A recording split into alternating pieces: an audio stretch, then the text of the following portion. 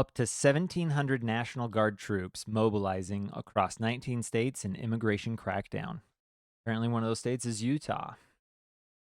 So, Fox News, or Live Now Fox, nearly 1,700 national troops will be deployed to 19 states to assist DHS with immigration enforcement. The Pentagon said Guard members will perform clerical, transport, and logistical tasks, not arrests. The White House stressed the deployment is separate from President Trump's crime crackdown in Washington, D.C. So 1,700 doesn't sound like a lot, but I think this is coming at a really good time. Basically, what's happening is, from my perspective, ICE, DHS, local law enforcement, they're going to be bogged down with all of this extra, as it says, transportation, clerical work, logistical tasks. So I think calling in some individuals to actually take care of that part is very smart, very wise. I really like that. I just really like this idea. Utah, I think we don't have a lot. I tried looking into it. So Utah unauthorized immigrant estimates reached record high 2023. So this is a couple years ago. I bet it's much higher. But the figure for Utah rose to 140,000. That's 4.1% of U.S. population, according to the Pew Research. So when I look at that number, 4%, I don't know how many of those are working. I haven't had a chance to really dig into that. I don't know how many of those are necessarily going to schools or participating employment. I don't know where they're necessarily coming from. I don't like it. I want them out. If you came here legally and you decided to stay illegally, that's on you. We are a nation of laws. I want to protect those laws, especially here in Utah. Even the LDS Church believes in honoring and sustaining the laws of the land, and this is not honoring or sustaining the laws of the land. And I think that's really, for me, what it comes down to is the United States, Utah, we have our own culture. We have a type of culture, and keeping that culture intact, I think, is very important. I think each state should retain its unique culture. Of course, it's going to shift through time. It's going to change as we go on. But we need to keep Americanism at the forefront.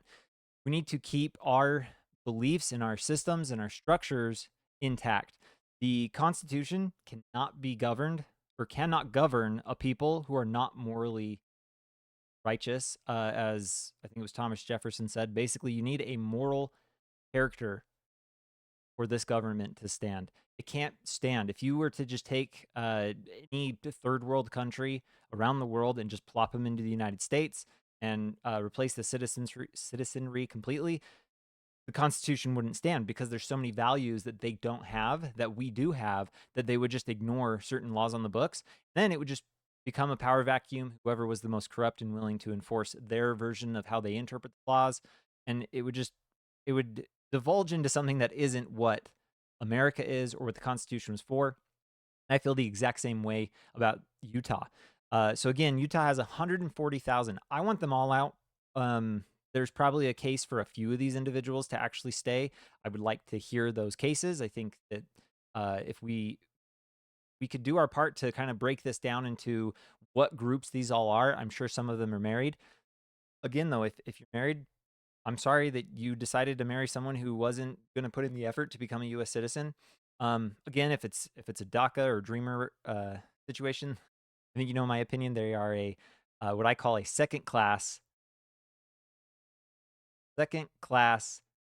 non-citizen here in the United States, or however you want to call it. But they're second class because we can't get rid of them, and we can't make them citizens because of the laws and what happened and everything around that. So those individuals we can talk about. Marriages, if you put in a good effort to actually become a citizen, maybe there's a case that you should stay. Otherwise, I'm sorry, but you can get out. Your husband or wife can come with you and your kids. That's fine, but you need to leave. That's my opinion. I don't think Utah actually agrees with that. So the National Guard's going to be deployed. Again, I love to see it. I think this is great. We need to get the lyrical stuff. All of that needs to be taken care of. So I think this is a very wise move. We can come here to Governor Cox. Let's see what he had to say on the matter. To be honest, it just lines up with what the federal government did, but I'll read his line.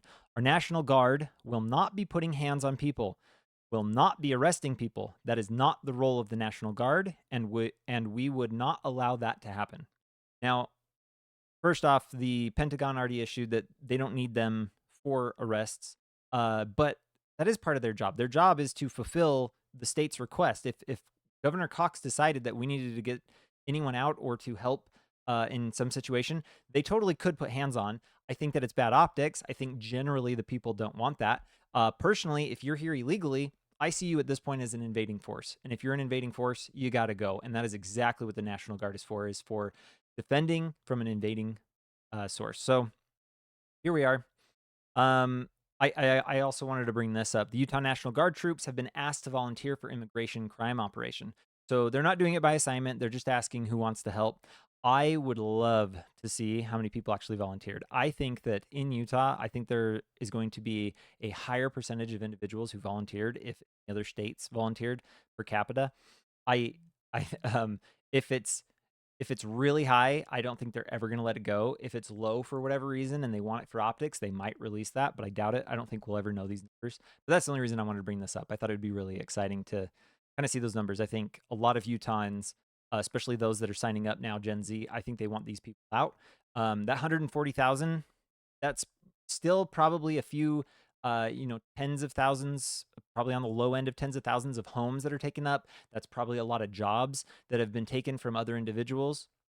And again, my opinion is if you're here illegally and you decide to get a job, the person that hired you should be arrested and or fined or their licenses removed or their property taken from them. You should not be allowed in Utah to hire an illegal immigrant. It doesn't make sense to me. If you're here illegally, you shouldn't be able to participate in our culture. You shouldn't be able to participate in our economy, anything. And if you are here illegally and you decide to send money back, I want to see a 90% remittance tax. I want that money that you send, if you try to send it, just goes to the government. Just give it to them.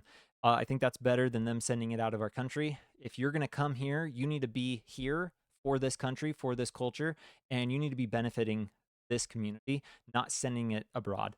So that's kind of where I'm at. There's one other thing I wanted to point out. This is actually from a month and a half-ish ago, so July 28th, so not, I guess, a month ago at this point. Immigration crackdown having ripple effects at Latino festivals, spurring at least one cancellation. So individuals are feeling the hurt in Utah. They're going into hiding. I love to see it. Again, I think this is good. I want to see more of these individuals out. If I go back to it, there's 140,000, 4.1% of Utah's population 4%, 1 in 20 people are here illegally. Again, maybe I'm assuming most of them in Utah's case came here legally, but they overstayed their visas. They overstayed.